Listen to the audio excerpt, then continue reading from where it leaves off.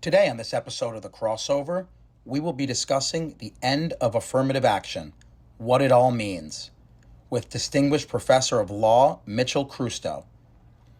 Learn how this controversial Supreme Court decision will have drastic implications for the admissions process at American institutions of higher learning and alter diversity throughout colleges and universities. Much more on this episode of The Crossover. Good afternoon, everyone. We have the pleasure of speaking with my friend and colleague here, Mitch Crusto. He is a nationally recognized expert in the legal implications of affirmative action. As background, Professor Crusto is currently a professor of law at Loyola University. Professor Crusto received his bachelor's degree from Yale, his master's from Oxford, and his law degree from Yale as well. He is a member of the Louisiana and Missouri Bar Associations. Professor Crusto has clerked for Judge John Minor Wisdom on the U.S. Court of Appeals and has served 2 U.S. presidents in senior governmental policy positions. Here today to discuss the scalding hot topic of the end of affirmative action and what it all means. So, pleasure to have you on, Mitch. Really excited to talk to you about what the future holds for America. Yeah, thank you, Dr. Komatar. And is it okay for me to call you Rick? Absolutely. Great, and it's a real honor to be here to talk about such an important topic, one that tends to be confused in the press. Most people come to these conversations with an opinion without knowing more background. I'm not trying to convince anyone. Just really, my job is to inform people of what I know of it, and hopefully will broaden the understanding about the issue. Absolutely. Let's just start with the basics for people who may not be as educated on this topic. But what exactly is affirmative action? When was it first implemented, and what was it intended to accomplish? Absolutely.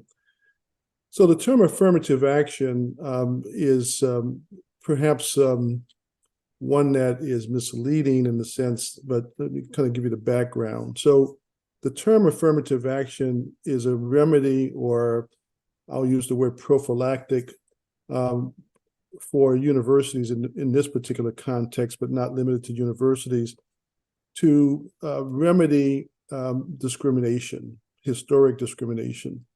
And just a quick background. So within the civil rights struggles of the 1950s and 1960s, it became clear, and it was clear before this, that there were, and still are, unfortunately, groups of people who were historically discriminated against, particularly African Americans, women, people sometimes of national origin, other categories of people, sometimes based on religion. Jewish populations were historically discriminated against. And so a number of presidents over the past, starting with perhaps maybe Roosevelt, identified the need to deal with historically discriminatory practices, particularly in the public sector. And education was one of them. And so the Brown versus Board of Education decision basically said segregated schools, public schools that were segregated by race, were unconstitutional, because you're discriminating against a group of people based on their race and denying them the opportunity to attend public universities in the states that they were residing in. That led up to the Civil Rights Act in 1964 and John F. Kennedy's administration. Ultimately, well, really Johnson, Kennedy with some executive orders, and then Johnson with the Civil Rights Act of 1964, which basically made it illegal to discriminate based on certain classifications, sex, national origin, religion, race was one of them, color was another. And so, and to add teeth to the anti-discrimination policies in education, basically there's a clause that basically says if you're receiving federal funds, you can't discriminate based on these categories. And so in response to that governmental policy of fairness, quite frankly, universities, particularly we're talking about education because it goes beyond education, but we'll stick with education, basically adopted what they called affirmative action, which is to, since it would be kind of more difficult for them to disprove that they're not discriminating, they basically adopted policies of affirmative action to promote the interests of these historically discriminated against groups of people. And just to kind of point out the second part of your question, which was the intention, did it accomplish its intention? Well, one of the groups, for example, that predominantly benefited from affirmative action are women in education and enrollment in education. So let me use the example of my alma mater, Yale University, Yale College. In the late 60s, Yale, up until the late 60s, Yale did not admit women into its university's college, the undergraduate program. They changed that in the late 60s, along with accepting men of color, Hispanics and Black men in the late 60s. Well, today, in almost every university, women, and particularly white women, make up the majority of those enrolled. And at Yale, women make up the majority. That's a revolution of sorts. I mean, affirmative action has really provided us with a silent revolution. So that's relative to women. Asians were not generally accepted in most of these schools as well.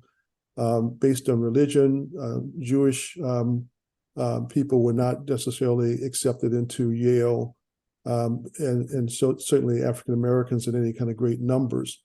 And so, yes, the answer is that affirmative action has created a quiet revolution. If you look at the composition of Yale today, it's certainly different from, and significantly different from pre-affirmative action days, with the minor exception that while Blacks have, and particularly Hispanics and Blacks, have benefited, not necessarily to the extent of their representation in the population, which is one of the issues that the Supreme Court had to deal with. Let me ask you a question. I just want to clarify because I think there's a gross misunderstanding here on many people's part. Does affirmative action mean lowering the standards of admissions for minority students? Right. There is that sense that there's two parts of that. One is, are you lowering credentials in order to bring in less qualified people? And my answer to that is no. Others might say otherwise. And some of the members of the Asian community, not everybody who's Asian, of course, have kind of made those remarks. And some of the plaintiffs some of the white plaintiffs in past litigation have made those observations, calling it reverse discrimination. There's two parts of this. One is that the criteria for getting accepted into schools overly rely on standardized test scores. And those standardized test scores, like, for example, the ACT or SAT for undergraduate, are typically skewed to those who have a certain educational background. In other words, they don't test innate intelligence. They test basically someone who's been prepared to take the test. In some instances, people who can afford to take a prep program to take those type of tests. And so the system is automatically a little bit skewed against certain minorities, people who may be of a certain economic class, who might not have the financial resources, and people who may have gone to schools that didn't prepare them to take those tests. So from that standpoint, there's an appearance of a lessening of credentials, but I would say that is not the case. And certainly for any of the universities like Yale, they would tell you that anyone who gets accepted is qualified to complete the program in a successful manner.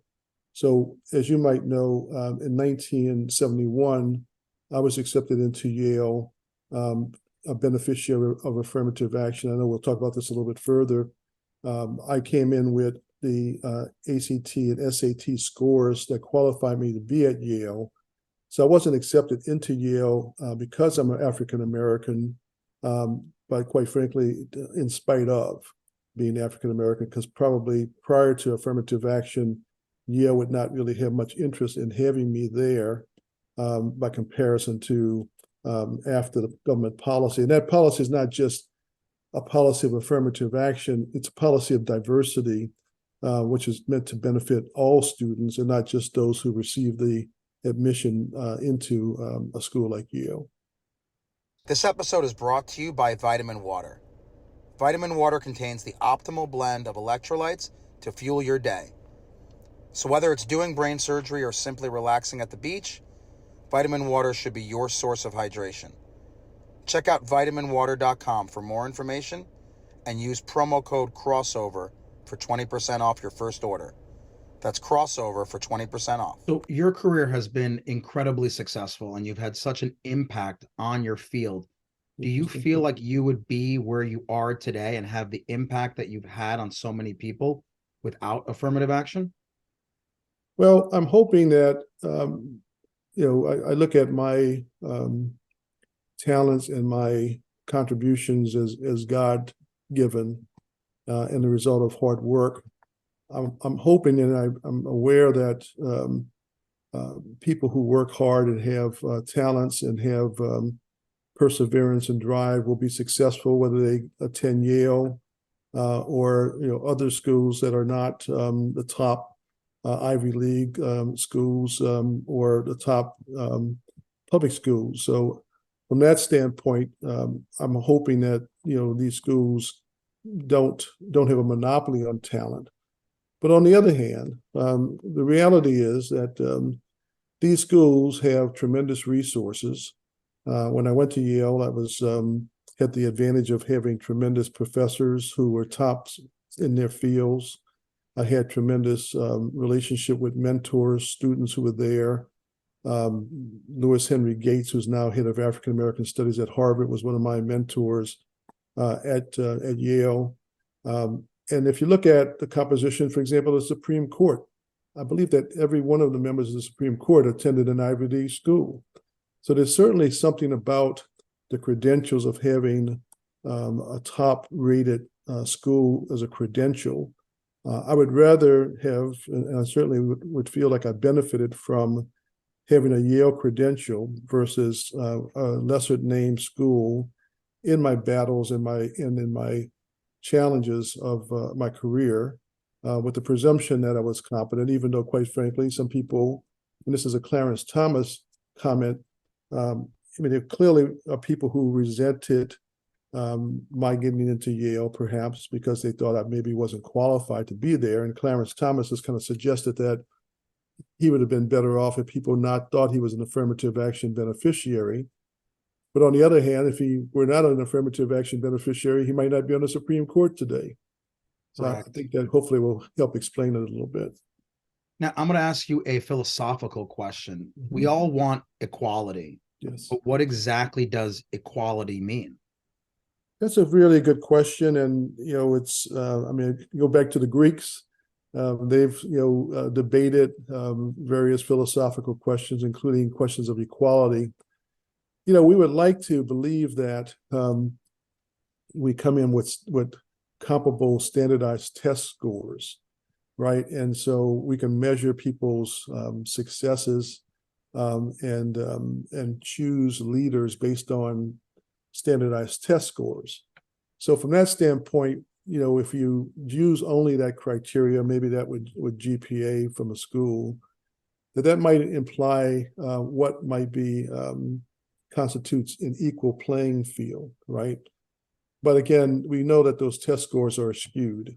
Okay, they're skewed to people who have money to prepare for a test.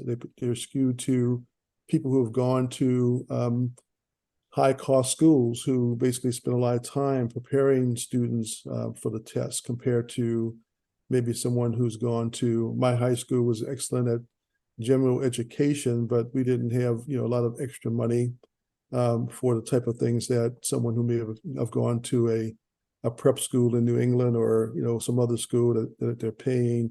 I mean, it cost my mom $20 a month to send me to my high school back in the day, where people are paying $60,000 a year for high school today, certainly I would expect someone who's paying $60,000 a year to be better prepared in some respects from a standardization standpoint. But if you look at other criteria for what constitutes leadership, which maybe is one of the criteria that schools might be using. I mean, they can be using lots of different criteria. They can find people who are the most inclined from a medical development standpoint. They might find someone who has, certain character of leadership, empathy, and integrity, and perseverance, and ambition. Those things don't show up on standardized tests. And so, when we talk about equality, we'd have to maybe criticize or critique the present standard, which is typically the standardized test. And so if you start with an unequal criteria, then to some extent you might be looking at some other factors, which schools do, look at personal statements and other factors to determine whether that student will increase the value to the institution and to the other students in the educational mission along the way. So definitely equality is a difficult one in terms of definition, but inequality is easier to kind of see in terms of educational admissions based on past practices. Now, I guess another question that many people have is, this law has been in place for decades. Yes. Why all of a sudden did it come under scrutiny by the Supreme Court? Well, it's actually been under scrutiny. I understand that we've gotten a lot more contemporary press about this. But this area has been regulated by past Supreme Court decisions. As you know, the most recent one was the Crusto case. And so let's talk a little bit about what the Supreme Court has done in the past and quite frankly, what it ignored in this present case. The Supreme Court, in a number of decisions over the last 20, 25 years, narrowed the impact of affirmative action relative to the use of race. Not so much national origin, not so much gender or sex, but the race issue, not so much the other categories, because that's been the kind of challenged point, particularly by white applicants who claimed that they were better qualified, what's called reverse discrimination, right? And so what the Supreme Court basically said over in a number of significant major cases up until this point in time was that you can't use race as a quota. You can't say we want a quota of X number of people of a certain background. You can't use race solely. You can use race in what's called race conscious. You can basically use it among a series of criteria. Let's just imagine, for example, Harvard's admission, I don't know the exact number, let's just say they had a 60-point analysis of a candidate. Within that 60 points, one of those points would be the race of that person. And so the Supreme Court basically said, as long as you're limiting the use of race as one of the many factors, you can use race in admission. And in fact, in this particular case, the district court, and we kind of lose sight of there was a trial on this case for Harvard, and a district court in Massachusetts, federal district court, basically said that Harvard's admissions policy met the criteria that the Supreme Court had laid out in the past in not using race as a tipping point so much as one of the many factors. And so going to your question, why now? Well, the same, some people might say right-wing, conservative, I'll call it think tank, that's been behind some of the cases relative to white applicants have now kind of latched on to a group of Asian plaintiffs who are complaining that they're not, they as individuals were not accepted at a particular school because less qualified African Americans were accepted. Now, just to be clear, I mean, the court could have passed on this case for various reasons, including possibly standing, and the court could have gone with its past precedent in this case and say, you can still use race, but not the way that you've been using it. In fact, when you read the case, there's some internal contradiction in the case. The court, the majority opinion basically says you can't use race as kind of a check the box, right? But you could use race in your essay. That's your personal statement. And you kind of go, well, wait a minute, aren't you still considering race as a factor? You're saying you can't use it this way. So, I think the court wanted to send a message to the conservative majority in the court. I think wanted to send a message to the people who elected Donald Trump and who basically facilitated the appointment of certain conservative justices, that we hear you and we're going to respond to what you're asking us to do. Okay. The odd thing about it compared to the Dobbs case. So on the abortion decision, the court basically said, well, we're going to ignore precedent, which even in its confirmation hearings by a number of the justices said, we're not going to do that. We're going to ignore precedent, but we're going to send it to the states. What's really crazy about this case, lots of crazy things, is the court is establishing a national ban on public and private institutions. Now, that's different from Dobbs. That's not saying send it back to the states. In fact, 10 states right now ban the use of race in admissions, but 40 states, 50 minus 10, 40 states allow for the use of race. So, the court is basically doing some things that are totally unusual, okay, in not following its own precedent and ignoring the 40 states that basically said it's okay. Let's get into the practical part, because you can argue all you want, but obviously it got ended. And what does this mean for colleges and universities? How are they going to be able to ensure diversity? We all know how important it is to have a campus that is diverse.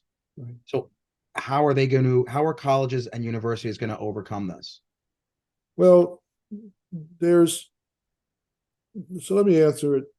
First of all, this sends a shock wave, quite frankly. It really challenges the whole paradigm of equity, inclusion, and diversity.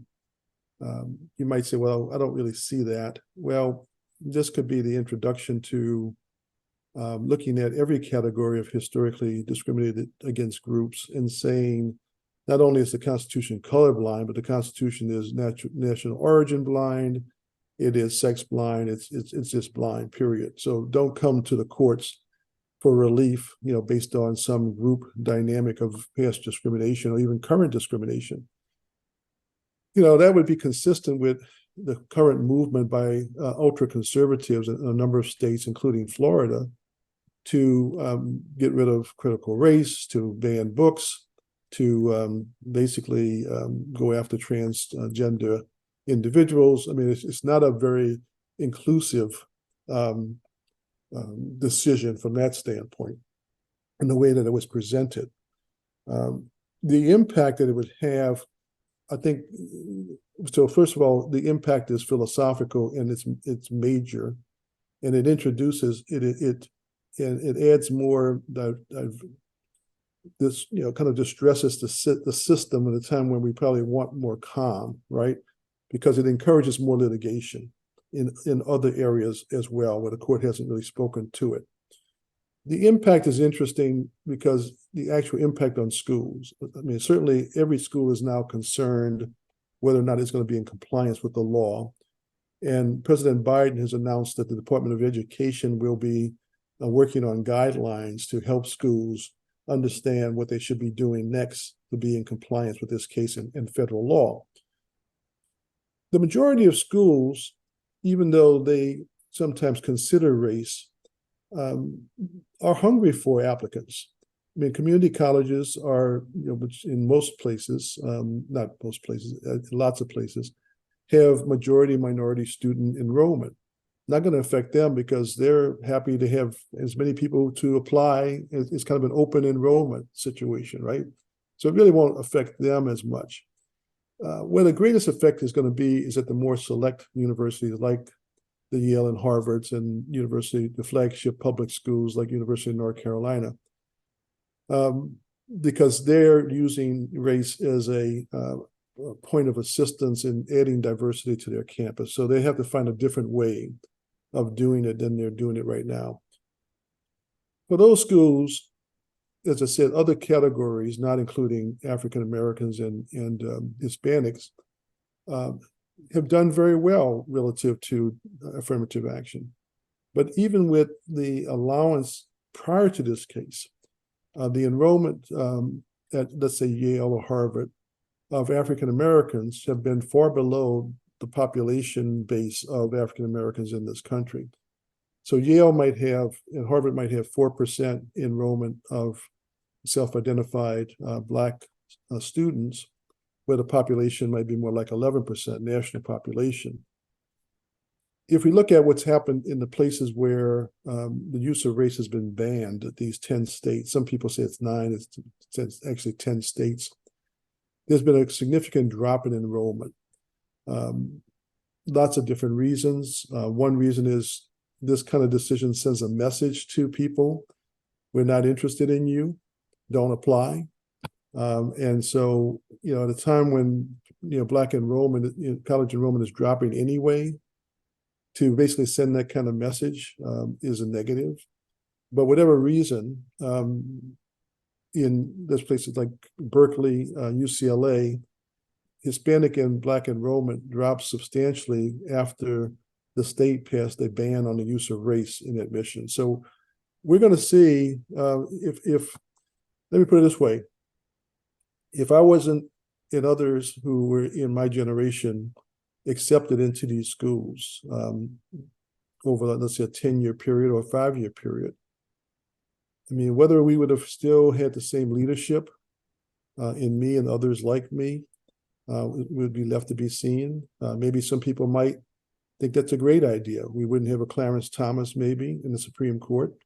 We wouldn't have had a Barack Obama and his wife, in the White House. Some people would say that's a great idea. But, I think it would be a loss in our leadership not to have those individuals. And they're individuals. I mean, they happen to be of a certain race, but they're all individuals. And by the way, getting accepted is just an opportunity. It's just a ticket to compete. Once you get in, I mean, no one says, oh, you're now in, here's a free ticket. Rick, you don't have to take this course, or you don't have to work hard. You don't have to pass this exam. I mean, you have to do all the other things to be, and that's certainly, again, this kind of decision puts a lot of pressure on, Hispanic and Black students who are in these schools, to kind of, say, well, now you have to prove yourself even more than the norm, right? And that's just not necessarily healthy, or, again, talk about equality. That's not a very fair way of treating people. Now, this currently is only limited to universities and colleges, but do you see this affecting down the road private high schools, graduate schools, medical schools, law schools? Will there be a ban on affirmative action at all levels? Yeah, I would say, and again, this is not a legal opinion, but I would say the answer is yes. And you say, okay, so let's talk about this particular case. This case dealt with college level admission, but the decision was written in such a broad philosophical or jurisprudential basis, which is the 14th Amendment. The court basically says that Harvard's practices, and now this is a private school, and University of North Carolina practices are unconstitutional because the Constitution is basically race neutral or race blind. Well, if the Constitution is, which is, by the way, the 14th Amendment was passed to remedy past racial atrocities relative to the enslavement of people of African descent. So now you're flipping the switch and saying, no, forget about the history of the 14th Amendment. Today, the 14th Amendment now means that we have a colorblind constitution. Well, if it's a colorblind constitution in the enrollment of admissions into college, then arguably it's a colorblind institution. Every federal policy, would be one slippery slope way of looking at it. And I'm not saying we have to look at it that way, but it would encourage lawsuits, in every other area because the court didn't clearly state it didn't apply in other instances. The only interesting exception that the court made in this case, interesting footnote that people are latching on to, is in military academies. The court basically says, and Justice Roberts in an interesting footnote says, well, military academies can be exempted from this. They can still use race as a kind of recruiting device and as a means of adding diversity, because the military institution need people of all backgrounds and African Americans. And so they actually made an exception. You kind of wonder, well, are there other bases for exception? Some of the categories that you asked about, is there an exception for religious organization, religious-based schools whose mission, maybe goes beyond the Constitution? They may feel like we have a moral obligation to redress past discrimination and continued discrimination. And so, maybe, there's a ton of religious-based schools in this country. It would be nice if the Supreme Court said, they're exempt too. Yeah, Interesting. it's a very slippery slope. I'm going to play a little bit of devil's advocate here, just to get the other side here. What do you say to people who may wonder, who cares about diversity? I mean, you're there, you're going to school, you're there to learn. Why does it matter who your classmates are? Sure, I understand. Well, so let's talk about segregation for a minute, and why segregation is not a good thing. So I grew up in a segregated community in New Orleans. Even though people look at me and they go, "Gee, is this guy black?" So yeah, my family is actually biracial, and historically, back in the 1860s, my great-great-grandfather, who was a white Frenchman, had a relationship and functionally married. Whether they were legally married or not, it's not totally clear, although it seems to be, a former enslaved woman of African descent. The law throughout Louisiana and other states was any drop of black blood, quote unquote black blood, made you black by racial considerations. And interracial marriage was not allowed. We couldn't inherit from our white ancestors, and on and on and on. So we grew up in a segregated society, almost an apartheid society, where my Catholic school and church was racially segregated. 6 blocks from our colored or black church was the white Catholic church. For the most part, although it did change in the 60s, we could not attend the Catholic. We couldn't be enrolled in the Catholic schools, private schools. We couldn't be enrolled in the white public schools. Well, segregation had some benefits, but you're denying people the opportunity to interact. You're limiting who they can interact with. And that just isn't, I think our society, we know from world economics and the value of trade and the whole history of the importance of countries interacting on a positive basis, the value of diversity in everything that we do. Diversity in thought, diversity in sharing. So those are some of the reasons. Just from an enrichment point of view, we should have diversity in integration and interaction. And even today, the majority of schools are still incredibly racially segregated. Well, so where does, integration, so to speak, of different backgrounds occur? Well, if they're going to occur at all, they typically occur on college campuses today, if they occur at all. Should they, occur? Well, first of all, sure, because we need to share experiences, right? We should show the humanity of each other and not think, well, that's the black school, that's the black guy, they must think this way. I'm the white person, I'm the white gal, I'm supposed to think that way. That's just not the way things are. So the more we share ideas, I think the greater knowledge is increased. That's one component part. The other component is, we still are a multi-ethnic, multiracial society. And so when, for example, you're a doc, I mean, you're going to have, patients of different backgrounds. You're going to have patients who speak a different language. You're going to have patients who come from a different socioeconomic background. And you should have, a sensitivity, obviously. We talk about equity in the medical area, equity in all areas of what someone from a different background is experiencing or how they might be communicating to you. And so the more likely you have some exposure to people of different backgrounds, the more likely you're going to be a better doc. I'll be a better lawyer. People can be better politicians, maybe, and we'll be a better society, perhaps, if we share those commonalities of culture and life experiences, even though those experiences can be different. Now, staying on the devil's advocate side, Mhm. what would you say to those who argue admission should be 100% colorblind and merit-based? Yeah. Opportunities should be the same regardless of race. And moreover, I think the big argument is for those non-minorities that may be incredibly well qualified, accomplished everything they possibly could have accomplished, Right. yet do not get admitted to top institutions due to reverse discrimination. I guess that's a very valid argument. How are you seeing those arguments, and what's your rebuttal? Well, I accept those arguments in part. Certainly, we want to reward people and encourage people to perform. Some of the Asian students who have spoken on this issue against affirmative action have it's been very personal to them. They may have gotten into one young man who spoke, got into Stanford, but didn't get into any of the Ivy League schools. There could be different reasons for that.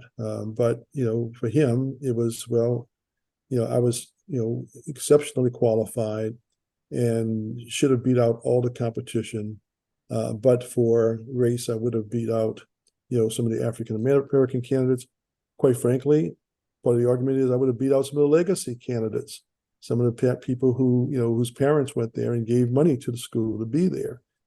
I accept, that point of view and respect their feelings about it and can appreciate the sensitivity on the one hand. On the other hand, we're when universities at the level of Yale and Harvard and Stanford and the rest, the most selective ones, they have incredibly invaluable resources, and they basically have, I would call it a fiduciary obligation to the country to figure out how best to parcel out those resources.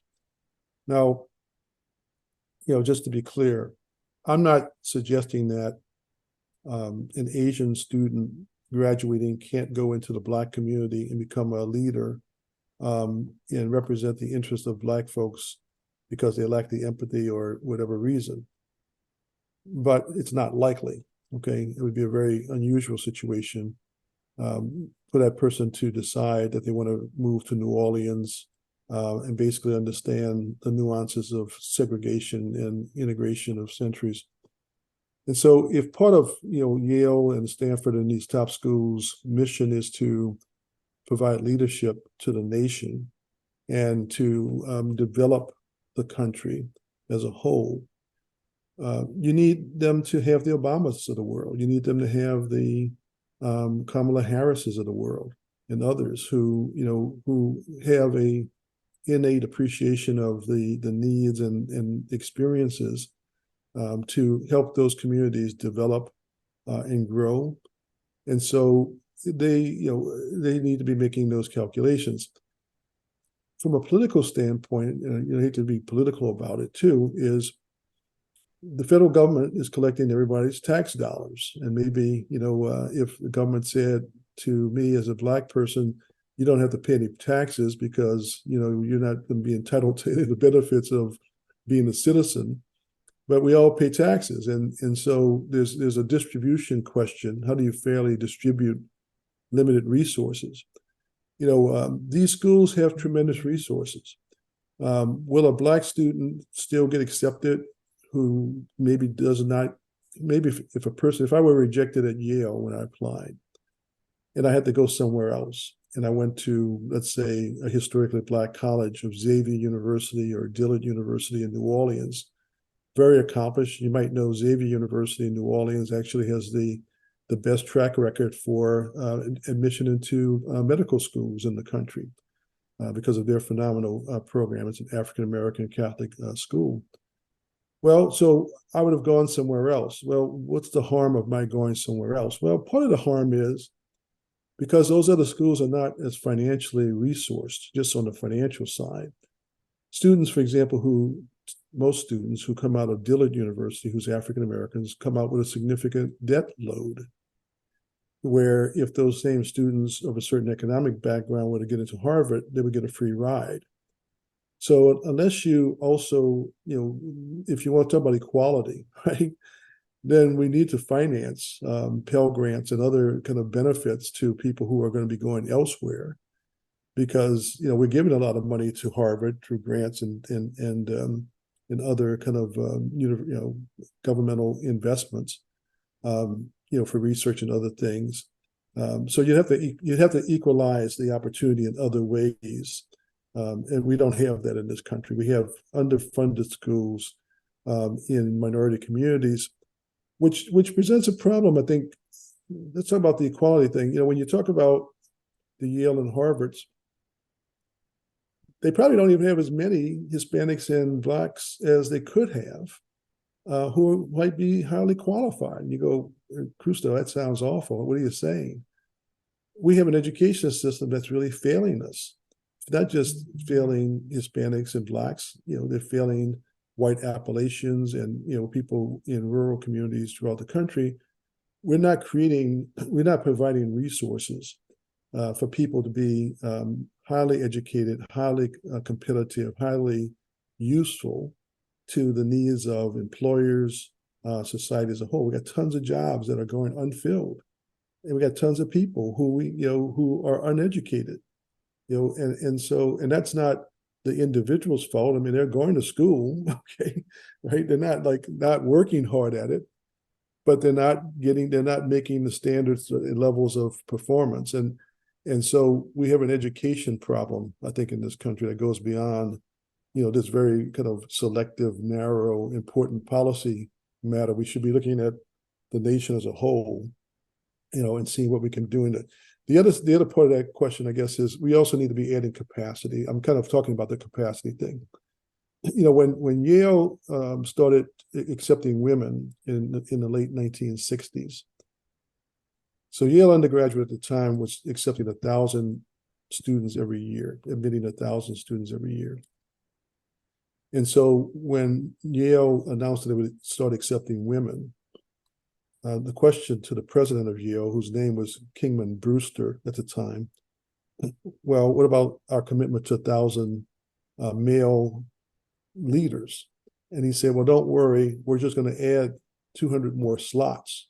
Okay, so we're not going to decrease the number of effectively historically white men. We're just going to add these women. Okay. Well, Yale hasn't grown substantially in its undergraduate enrollment over these years, but the demand for Yale and Harvard and the rest have grown substantially. It's an international demand. We have students from all around the world. Let's use Harvard, for example. I mean, the fairly rich people, and not just rich people, but the rich people from China, some of whom are incredibly rich, want a Harvard degree, whether it be law or anything else. And so there's a great demand for people to be at Harvard, but Harvard hasn't increased its numbers of not substantial enrollees. So, if you say, well, gee, why don't you make this a little bit easier? Let's increase capacity, right? Let's increase the number of people that we're going to accept increase the size of the school. They got the money. They can double the size of Harvard. Yale can double the size of Yale, if it wants to. So I think that's an answer in part, but we have capacity problems in this country that makes, the demand, the worldwide demand, even more of a problem for us for these schools. Now, last question, just because I know you're super busy. I want to wrap up by given your law background on a broader scale. If you look at this decision to end affirmative action, Mhm. and the previous decision to reverse Roe versus Wade, what do you believe will be the legacy of this current Supreme Court? Well, unfortunately for this court, and let me tell you why I'm starting out with that. The court did some surprising things as well. The court on apportionment of voting rights, the court basically sided with um, African American voters in Alabama and in Louisiana in saying that they still have a constitutional right to be fairly represented in Congress. That's a shock. I mean, that was like, and they said it basically because the statute says that they still have that right. So I don't want to overly state that this court is ultra conservative, so doctrinally conservative, but at the same time, this court is problematic. And you go, well, what's problematic about it? It's overturning its own precedent. I mean, in the Dobbs case, it overturned Roe v. Wade, and so the basic fundamental rights that we've come to rely on are all up for grabs. And that's very discomforting at a time when we need comfort, when we need unity. And you say, well, for what good reason? Okay, well, morally, there's the issue. And again, they did send it back to the state. So that's at least one saving grace. But in this case is an anti-federalism case. Federalism says you respect the state's jurisdictions. You basically have taken 40 states who basically allow for the use of race to achieve the legitimate educational purpose of diversity. And you're saying to them, not anymore. You're saying not only to public schools, in the states that have banned the use of race, have only been applied to public institutions. You're saying to Harvard University and every private institution. So you're crossing a lot of boundaries, constitutional boundaries. You're crossing, the federalism boundary. You're crossing the private versus public boundary. You're crossing the majoritarianism. The majority of states, 40 states, say we want this. Okay, so this court, is being very radical in its overreach, right? And that's concerning because we don't know where the lines are. We don't know where the guardrails are, right? And so, notwithstanding the interesting kind of nuance of this particular case, the court is kind of proving. Alexander Hamilton once said that the Supreme Court was the least dangerous branch of government. Mm. And quite frankly, this court is proving that it's the most dangerous because 5 individuals who are not elected by the public, but who are appointed, right, can basically determine policy along any lines: business, social economics, environmental, and that's not democracy. So unfortunately, I don't understand why this court, at a time when it's under, great pressure and scrutiny, would not try to find some middle ground, help bring the country together. It's in a position to do that, very rational, and that's why in the dissents in this case was so animate, partly because of the issue, but also I think mainly because of the approach to the issue. To say the 14th Amendment is colorblind is such an overwhelming statement and opens up so many other cans of worms that it's not something that brings us all together. I mean, what a phenomenal interview.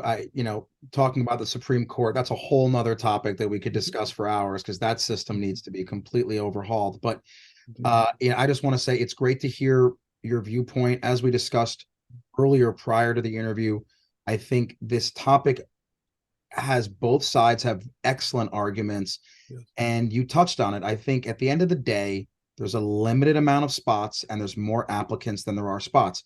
So whether you have affirmative action or you don't, you are always going to have people that are qualified that don't get into where they want to go. You'll never have a system where everyone's happy. And so It's complicated and there's no right answer. And I think speaking to people like yourself that have an incredible background, I think can only help. So thank you so much, Professor Crusto. Your time has been amazing. Terrific interview. Great. Thank you, Rick. Appreciate your opportunity to participate and voice my opinions. Absolutely, buddy. Have a great day. Thank you. You too. Thank you. All right, man. I'll see you later. Okay. Thanks again. I really Hey, appreciate it. thank you. I hope to see you in the future. In Absolutely. New Orleans, or I actually live in St. Louis. So if you're ever either in New Orleans or St. Louis, drop me a line and we'll have a meal. I'm supposed to be visiting Professor at Tulane at some point in 2024. So I'll Okay. definitely hit you up. Okay, good deal. Thank you. All right, bud. Take care. Have a good one.